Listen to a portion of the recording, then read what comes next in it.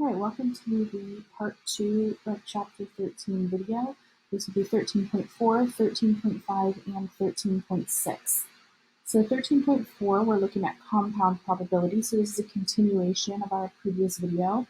And our objective is to identify independent and dependent events and also compound probabilities. So to identify when events are dependent or independent of each other, and then also using that to find some compound probabilities. So let's look at first defining compound, okay?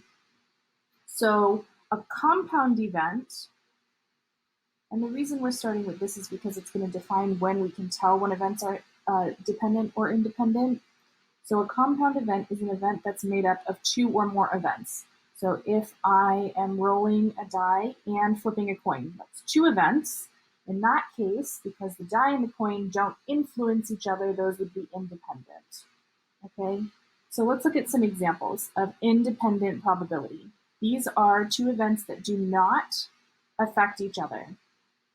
Okay, so an example would be the probability of it raining in New York and Mrs. Hooper winning the California Lotto, because those two events don't have an influence on each other. Or the probability of having a birthday and being sick. Those two events are independent of each other. And then the example that I mentioned, the probability from flipping a coin and rolling a die. Because if I roll a 4, I can still get heads or tail. If I roll a 2, it doesn't affect the coin flip, and the coin flip does not affect the die roll. So what would dependent events look like? Dependent probability is when the two events do affect each other. So event A does affect event B and vice versa. So some examples of that, the probability of it raining and seeing an umbrella. Because if it's raining, you're more likely to see an umbrella. Those two things happen at the same time. The probability of having a cold and taking medicine. Okay, because if you have a cold, then you're more likely to take medicine. And if you're taking medicine, then you're more likely to have a cold. Another example would be, for example, picking a card from a deck and then picking a second card without replacing the first. Because the result of the first draw is going to affect what cards you can draw the second time. So drawing a card. Now drawing means pulling a card out of a deck. So drawing a card, then drawing a second card, and the key here is without replacing the first. Because if I replace the card, then I can draw any card on the second turn, and so the first turn didn't affect my second turn. Okay, so we're going to be thinking about it in terms of, does the first thing that happens change what can happen for the second event? So let's look at some examples. Choosing a number tile from 12 tiles and then spinning a spinner. So do the results that I could get from my spinner have anything to do, or are they affected by the tile that I pull? The answer is no. The spinner does not rely on the tile that we pull from the 12 tiles, so these are independent. Now there's some space here so that you can write a justification, a way for you to remember why those two events are independent if you need a little explanation. Number 2, randomly choosing a red Skittle from the bag, putting it back, and then randomly choosing another red Skittle. Well, and here's the key words, putting it back. So whether or not I pulled a red Skittle the first time, since I put that Skittle back, it does not affect the Skittles that I could choose for the second draw, the second time that I'm pulling a Skittle from the bag. So these two, since I put that Skittle back, are independent.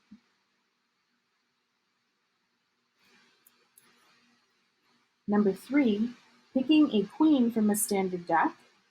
Don't put it back, it's not replaced, and then randomly draw a queen again. Now, since I did not put that first card back, that affects the cards that are available for the second draw. So these are dependent.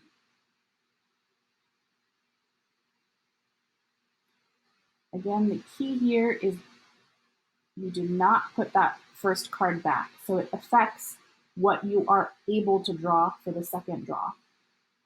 Having a 3.5 GPA or better and having a girlfriend or boyfriend, now these two things are technically independent, but there could be an argument made for both. And therefore, in this case, if I were asking you this on an assessment, I would always ask for a reason. And if your reason supports dependent or independent, I would accept either answer. Okay, so they're independent in the effect of you can have any GPA and have a significant other, and those two things are separate parts of your life. But you could say if you have a significant other, you have less time to spend on homework, so that might affect your GPA, or having a significant other might motivate you to do better in school. So an argument could be made for either. Okay, now how does that relate to compound probability? Well, compound probability means we're looking at more than one thing happening. So if our events are dependent or independent, we can use that in order to calculate the probability of both events happening or either event happening. So we have this and, where we're saying that both happen, and we have or, where we're saying either one could happen. So this is saying both happen, and this is saying either could happen. And the reason this is important to know whether they're dependent or independent is because there are different equations for those two cases. So first we're going to look at the independent events calculations. So we're saying and means both have to happen. If I'm looking at the probability of event A and event B happening, then we calculate it by multiplying their two probabilities together. If it's or means at least one of them is happening. And so we're saying the probability of one or the other happening, we are adding those two probabilities together. Let's take a look at the next page. There are some special cases for these when we're looking at compound probability. For example, if I were to say that I wanted to flip a coin and get both heads and tails, that's not possible. And when we say that it's not possible, we say that those two events are said to be mutually exclusive. Meaning mutual, both, exclusive means only one. So when we're looking at both of them, only one of them can be true. So if they're mutually exclusive, that means they cannot happen together. Another example would be rolling a die and getting a 2 and a 5 at the same time. You cannot get a 2 and a 5 at the same time, and therefore if I say and, meaning both of them need to happen, our probability of rolling both a 2 and a 5 at the same time is going to be 0. So if I have mutually exclusive events and I say and, the probability has to be 0 because they cannot both happen at the same time. So let's look at some examples.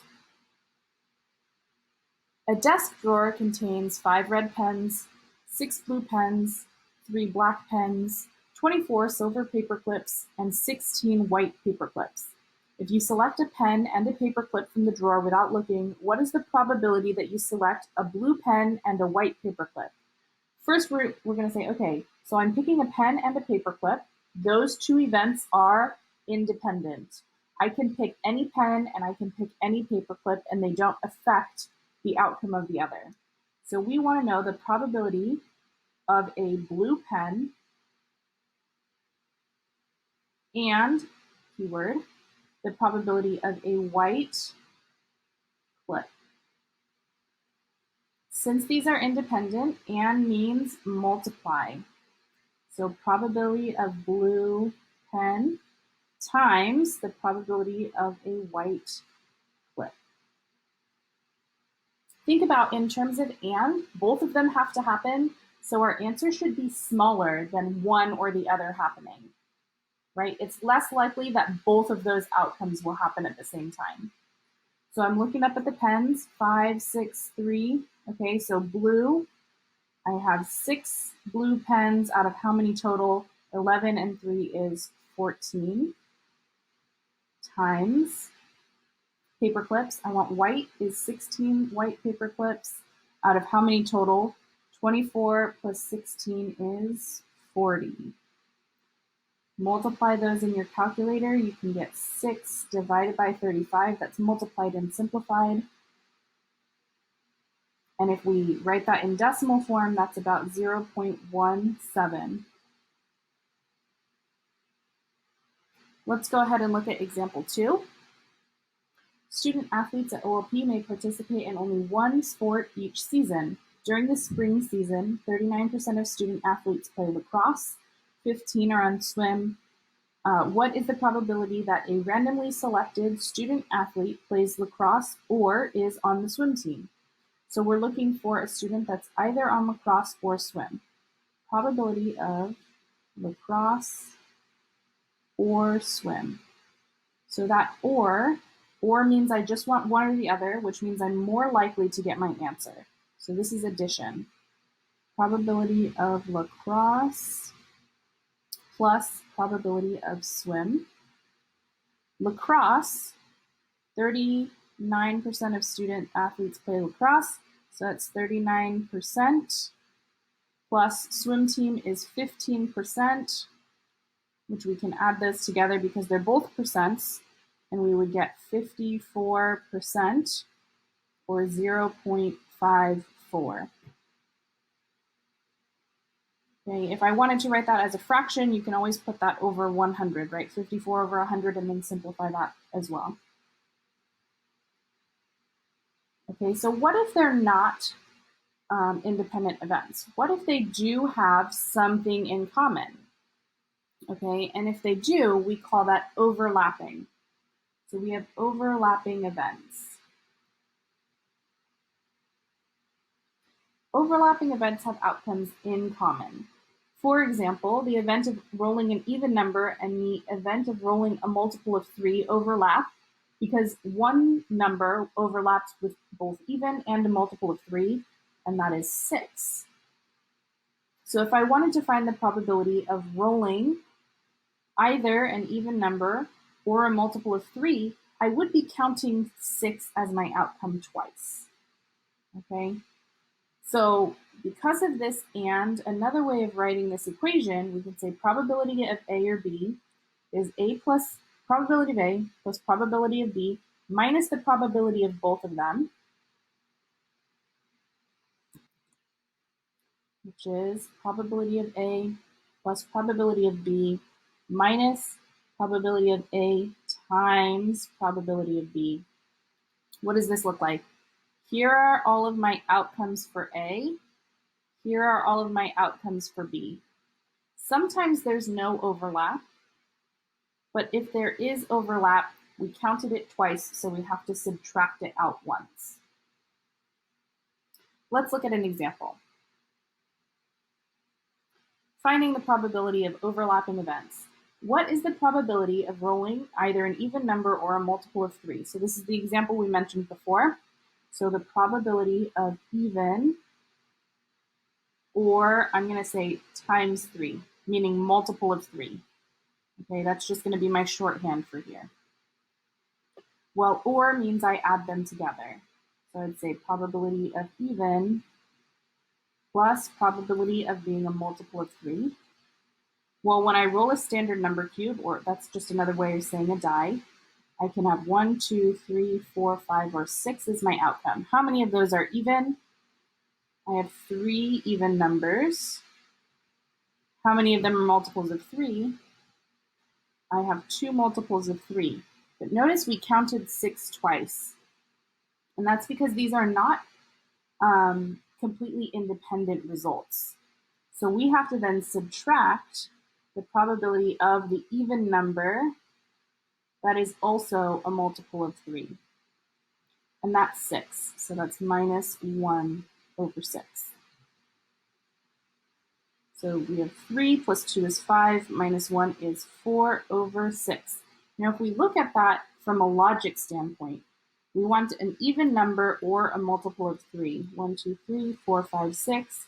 Even, multiple of 3. Notice I have 4 possible outcomes that satisfy my initial question. Simplifying this is 2/3 or 0.67. Let's look at another example. A set of cards contains 4 suits, red, blue, green, and yellow. In each suit, there are cards numbered 1 through 10. Calculate the probability for a card selected at random. What is the probability of a blue card or a card numbered 10? So probability of blue, or means plus, probability of 10, but there is a blue 10 in the deck and we don't want to count it twice. So we have to subtract the blue 10 because it was counted here and here, but we can really have that outcome only once. So how many cards are blue? Numbered 1 through 10, meaning there are 10 blue cards. How many cards are there in the deck? 4 colors, 10 cards each, means there are 40 cards in the deck. How many of the cards are 10s? Well, each color has a 10. So there are 4 10 cards out of the deck of 40.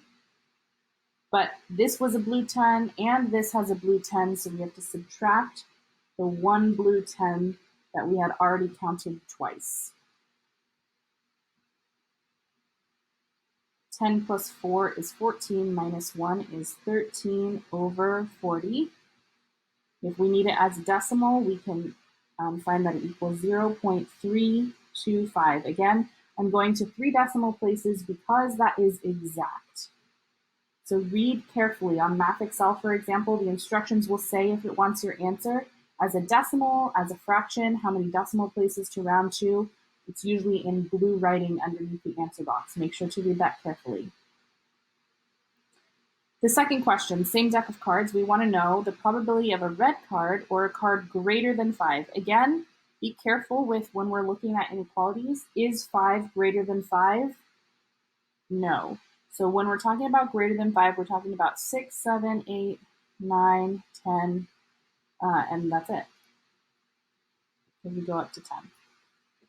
So probability of red, or means plus, probability of greater than 5, but each of these cards has a red 6, a red 7, a red 8, a red 9, and a red 10, so we need to subtract those duplicates.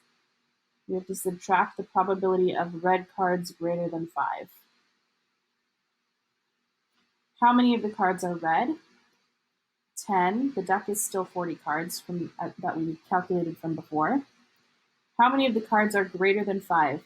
Well, there are 5 cards here that have a value of greater than 5, but each of the colors has those cards. So 5 times 4 colors is 20. And then how many of the red cards are greater than 5?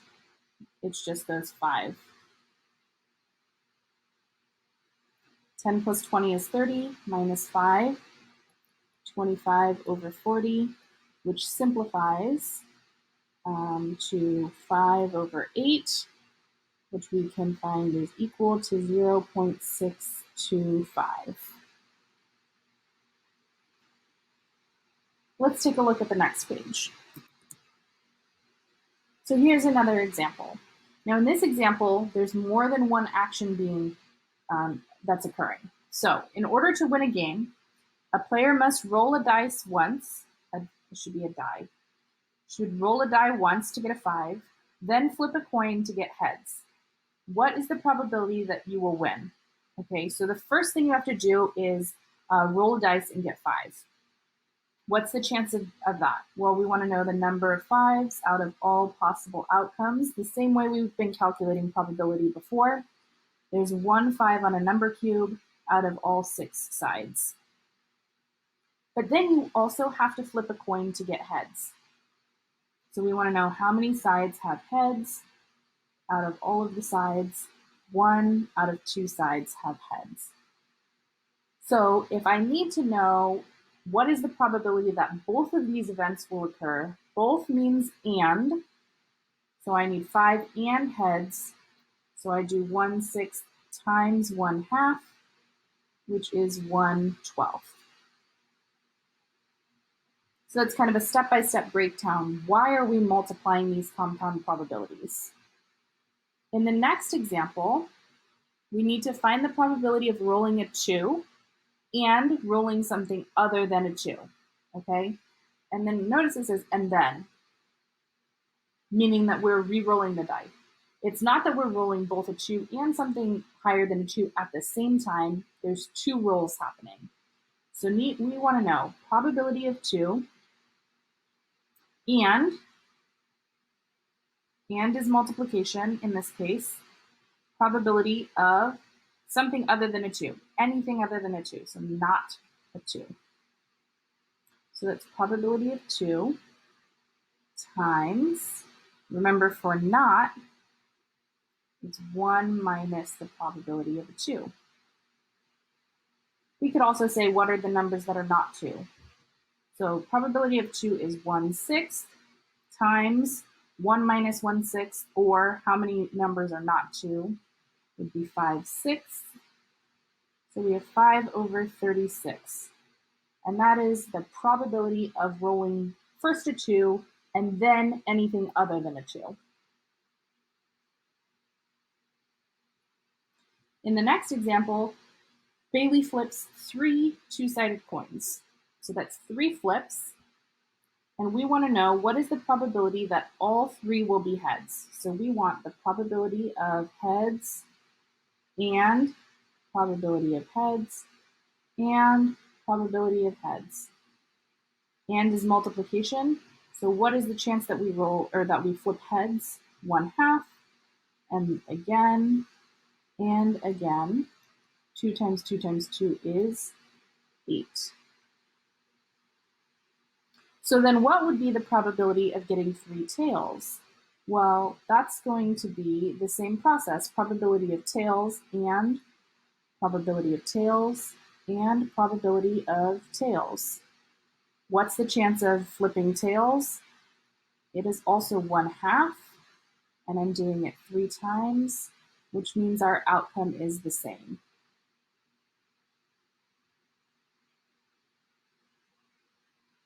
Okay, let's look down at number 4. What is the probability of rain? The probability of rain is 35%. The probability of thunder is 12%. And I'm telling you that these events are going to be considered independent in this calculation. What is the probability of them occurring together? So we want to know probability of rain and thunder. Since I'm told that they're independent, I can say probability of rain and is times probability of thunder. Rain is 35% or 0.35. Thunder is 12% or 0.12. Multiply those together, we get 0.042, or if we want to write it as a percent, that would be 4.2%. Now, it should be smaller than our given probabilities because the probability that they will both happen should be less than the probability of one of them happening. All right, number 5. There's a 30% chance of rain in LA and a 60% chance of rain in Seattle. Assume the weather in one city does not affect the other. So that tells us that we're considering these as independent events. What is the probability that it rains in Los Angeles and not in Seattle? So probability of rain in LA and not Seattle. Probability of rain in LA and is multiply. Not Seattle means 1 minus the probability of Seattle. I put parentheses around that so you can see that it comes from one calculation. So the probability that it rains in LA, 30% or 0.3. Probability of rain in Seattle was 60%, so 1 minus 0.6, 0.6. So we have 0.3 times 0.4, which equals 0.12, or 12%.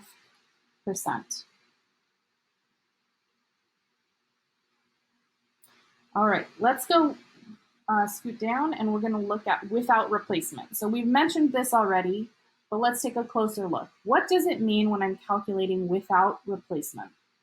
So when we're finding probabilities without replacement, the total number of possible outcomes will change. Specifically, it will decrease by 1 after the first outcome is selected. For example, a box of t-shirts contains 7 small, 4 medium, 6 large, and 3 extra large shirts all mixed together. Amy grabs 2 shirts for her and a friend without looking at the sizes. What is the probability that both shirts will be a large? So we're looking at 2 shirts that were pulled out of the box. The first shirt pulled out of the box had all of these options to choose from. The second shirt is now missing a large, okay? So we're going to assume, because we want both to be a large, we're going to pull the first shirt out and find out what the probability is. But then we're going to multiply it by what's the probability of the second shirt being large, assuming the first shirt is large. Okay? So what is the probability that the first shirt is a large? Well, there are 6 large out of how many total? 7 plus 4 plus 6 plus 3 is 20. Times, now how many large shirts are left? Now there are 5 large shirts left out of 19 in the box.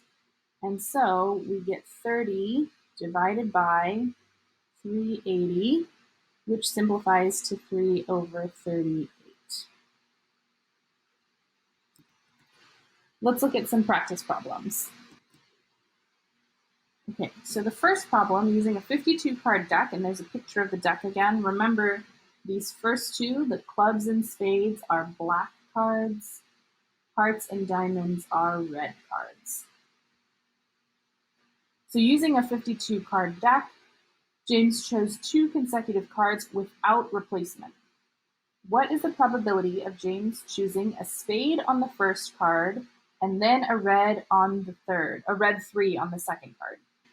So we want to find the probability of choosing a spade and the probability of choosing a red 3.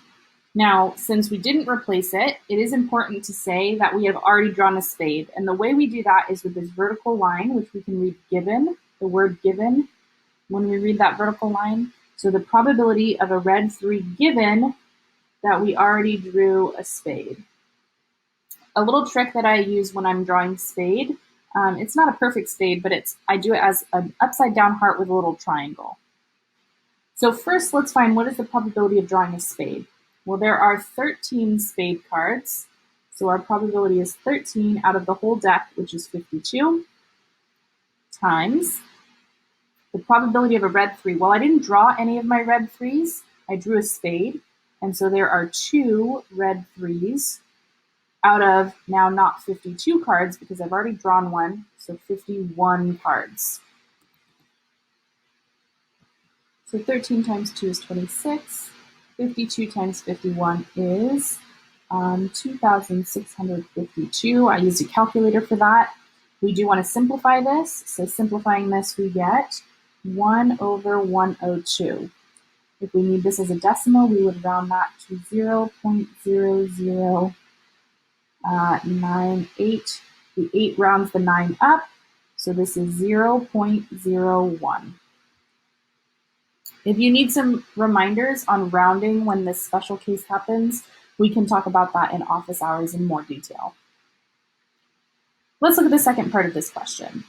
What is the probability of James choosing a heart and then a black face card? Now remember, face cards are jacks, queens, and kings. So we want the probability of first a heart and then the probability of a face card given that we already drew a heart. Notice that this face card has to be black, so there's no overlap between the heart and, I can specify here, black, a black face card. Okay, so first, what is the probability of drawing a heart? So a heart is 13 out of the 52 cards. And how many black face cards are there? So there's 1, 2, 3, 4, 5, 6 face cards that are in a black suit. And then we already drew a heart. There's not a heart that is also a black face card. So that's out of 51. 13 times 6.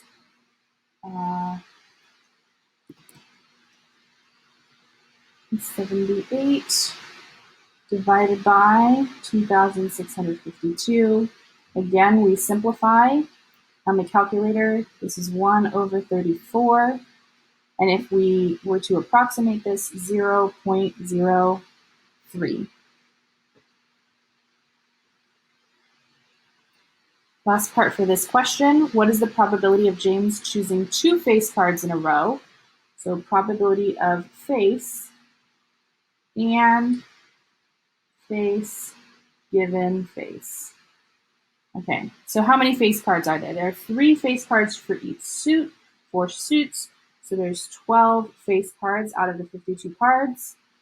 If I draw one, there are only 11 face cards left, but there are also only 51 cards left. And so we get 12 times 11 is 132 divided by 2,652, which simplifies to 11 over 221 and rounds to 0.05.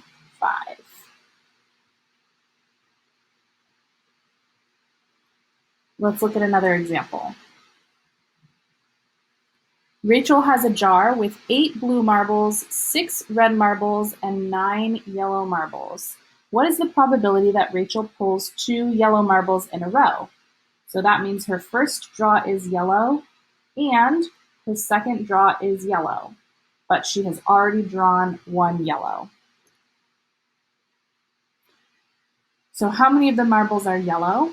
There are 9 yellow marbles. How many are there total? 8 plus 6 plus 9 is 23.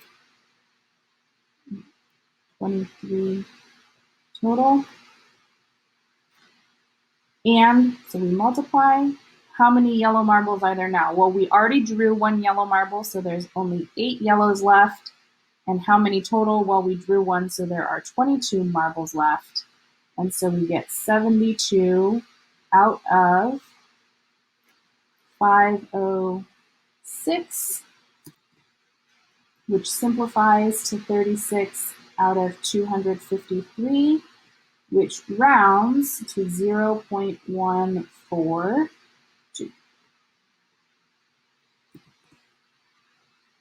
In the next problem, given that Rachel puts the 2 yellow marbles in a row and does not put them back, what is the probability that she now pulls 2 blue marbles? So now we're going to say probability of blue, given that she already pulled out 2 yellow marbles, and the probability that she pulls another blue, given that now she has 2 yellows and a blue.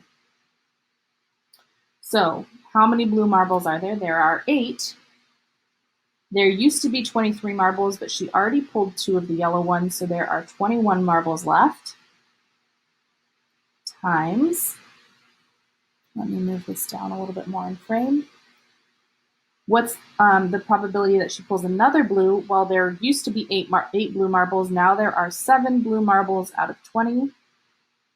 And so we get 56 over 420, which simplifies to 2 over 15, which rounds to 0.13. Make sure you're following along and trying these calculations in your calculator as we're going along as well. Okay, our last example here for this section. You are dealt 2 cards without replacement from your standard deck of 52 cards. What is the probability that you are dealt a heart and a spade in any order? So we want to know the probability of heart and spade, or the probability of spade and heart. So first we want to find the probability of a heart times the probability of a spade, given that you already drew a heart, and then or means plus the probability of drawing a spade, and then drawing a heart, given that you already drew a spade. Probability of drawing a heart first. So if we draw a heart first, there are 13 heart cards out of the 52 card deck. Probability of drawing a spade, well, there are still 13 spade cards, but now it's a 51 card deck. Or now we're starting over out of a full deck. What if I drew a spade? That's 13 out of 52. And what if I draw a heart next? There are 13 hard cards, but there are only 51 cards in the deck right now. Order of operations, I multiply first. So this becomes 169 divided by 2,652 plus 169 over 2,652, which gives us 338 over 2,652, which simplifies to 13 over 102, and we can round that or estimate that to be 0.13 or 13%.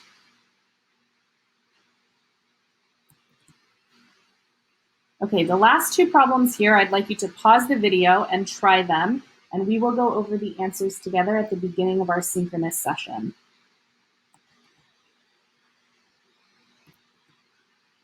Hopefully you finished those two try this examples. And now we're going to look at our next page, which is section 5 and 6 together. And we're looking at frequency tables again. So remember, we looked at frequencies yesterday in class, and now we're looking at a new way to use these frequency tables. Specifically, this will be a look at two-way frequency tables. And that means that we're looking at frequencies in two different categories. Okay, so for example, and let me copy the table down really quick. So as we were seeing before, we have categories, and now we have two different categories, and therefore we have multiple ways that we can read this table.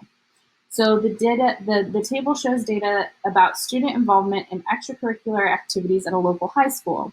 What is the probability that a randomly chosen student is a female who is not involved in extracurricular activities? Well, if I find the females who are not involved in extracurricular activities, there are 120 of them. So there are 120 females who are not involved in extracurricular activities out of the whole student body, which is 516. Okay, so probabilities work in the same way, but now we need to read our numbers, read the data, the information from the table. This simplifies to 10 over 43, or we can round that to 0.23. So let's talk about what does this table mean? Well, when we're looking at this table, we're looking at females, but specifically females with a second condition. Or we're looking at students who are not involved, but specifically they're not involved and female. Okay, so we're looking at kind of restricting the populations that we're counting. And that is a conditional probability. Now, we've already worked with conditional probability earlier in the video, but we didn't call it that. And that is that vertical line with given. Okay, so a conditional probability is the probability that an event will occur given that another event has already occurred. So you have some information and you're looking for some information. And if we have, if we're looking for the formula for this, we're using probability of B given A. So we are looking for B and we already know A is the probability of both of them happening divided by just the population that we already know. So we know A, we're only going to look at A. Let's look at some examples. Use the two-way frequency table below, and I'm going to copy it right now, to find the probability of each event. So we want to know, what is the probability of one of these participants being a 7th grade girl? So we're going to look 7th grade girl, 7 out of 50. 7 7th grade girls out of 50 people in the camp. What about the probability of being an 8th grade boy? So we say here's 8th grade boys is 10. So this is 10 out of 50, or 1/5. What about the probability of being a girl if we're only looking at 7th grade? So this means only look at these. So we're not using the whole table. Now we're just looking at 7th grade, and we're looking at what is the probability of being a girl. 7 out of only the ones in 7th grade. So 7 out of 13. Probability of being 8th grade, if you know we're looking at a girl, so we're covering up everything except for girls. So only girls, and we're looking at 8th grade. So girls in 8th grade is 12 out of 27. Okay? Which simplifies to 4/9. Looking at our next example, use the two-way frequency table to find the probability of each event. So what is the probability of being a female? In this table, our females, there are 20 of them out of 40 total. 20 over 40 is 1/2. Probability of being a freshman. So now we're looking at all of our freshmen together. There are 8 out of the total number of students, which reduces to 1/5. Probability of being female, if you know that she's a freshman. So we're only looking at freshmen. So if we're looking only at freshmen, female is 5 out of 8. How about the probability of being a freshman if you know they're a female? So we're only looking at females, and specifically freshmen out of females, so 5 out of 20, which is 1/4.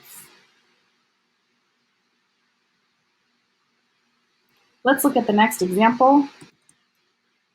In a survey of pet owners, 45% of owners own a dog, 27 own a cat, and 12 own both. What is the conditional probability that a dog owner also owns a cat?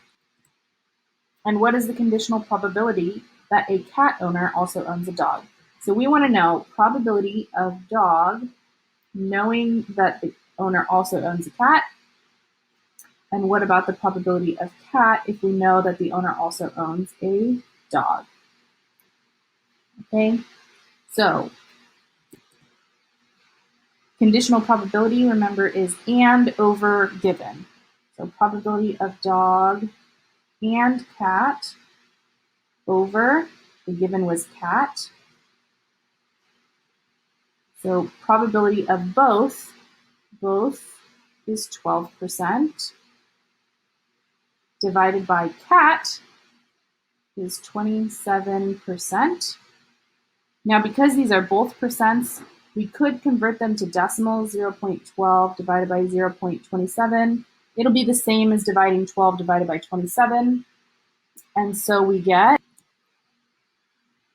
4 over 9, which is about 0.44, or 44%. So there's a 44% chance that someone who owns a dog will also own a cat. But what about if you own a cat and knowing you already own a dog, will you have a cat? So this, again, probability of cat and dog divided by what we know, which is the dog.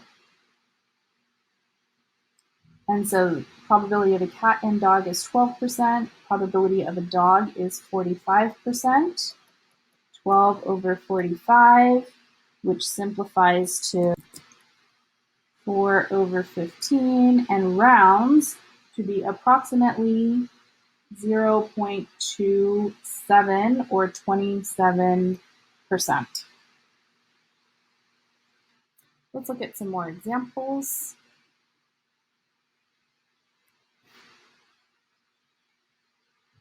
In a survey about change in public policy, 100 people were asked if they favor the change, oppose the change, or have no opinion about the change. The responses are indicated below.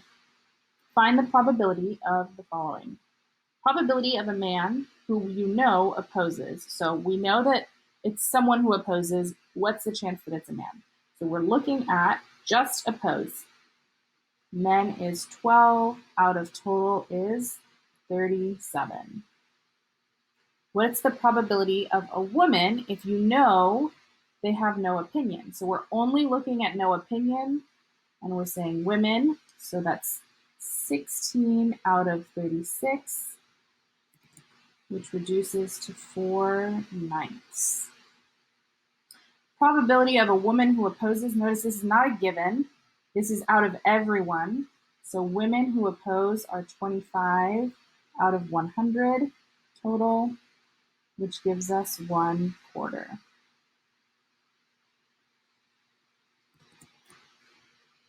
In our next table, we're looking at 2 rolls of number cubes.